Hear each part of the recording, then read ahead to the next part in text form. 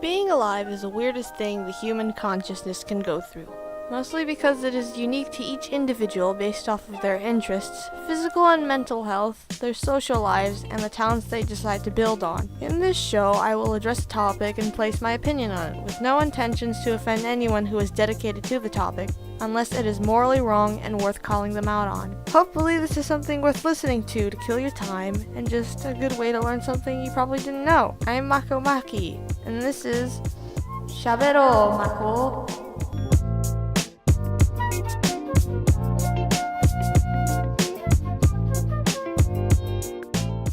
Art! It is one of the most versatile hobbies the human species has created. It's like if carbon was a genre of hobby. Get it? Because carbon's versatility in how it combines with itself and other elements is the basis of our life. Now, anyway, art is just a way to let the soul be free. It can involve the movement of just your arms, maybe just your legs, or maybe your entire body. But what always works in all forms of art is the brain and the soul, or just the nature that is you. It's a great way to express your emotions, even if others call it edgy. It's not edgy if you want to let your feelings out, or cringy if you draw an anime girl doing some kind of cutesy pose. I remember I used to be biased against those kind of things, but I just came to think, they have talent to draw a human body or something like that. I don't even care if you can't draw a body. Draw thighs up, or torso up, bust up, headshot. I don't care if you can't draw humans and prefer stick people, or anthropomorphic animals. I will always find something good to say about it, unless it's like a messed up pornography. Then I'm just gonna have to internally shame it. Oh, yeah, I'm not really. No.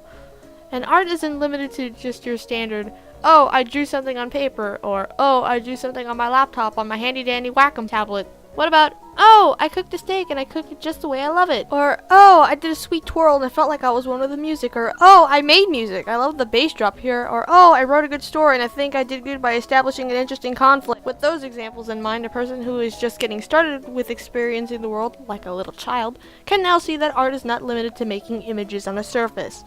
If it's anything that connects to the soul and lets you create, then it is art. I don't think creating a chart in your business meeting thing would be considered art, since you aren't expressing anything and it's not from your own perspective. It's like, oh, I'm expressing finances. No, that's not how it works.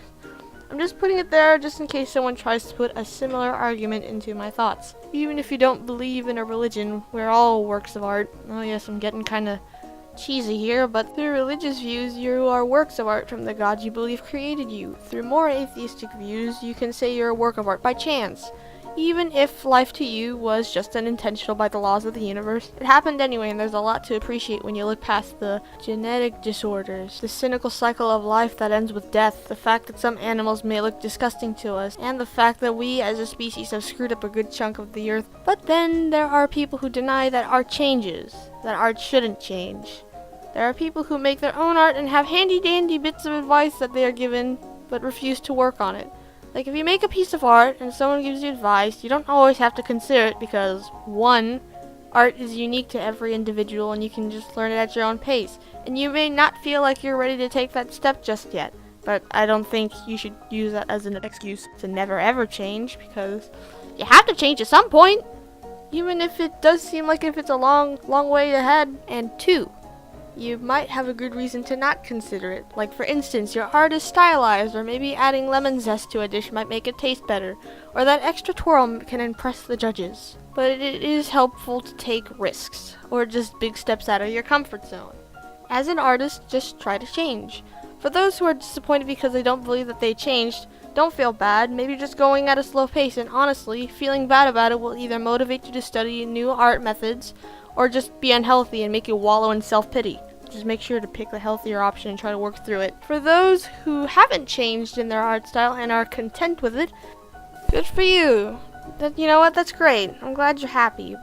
But, maybe I recommend that you at least consider the advice of a person if conveyed in a nice, mannered way, so you can have another art style to the side.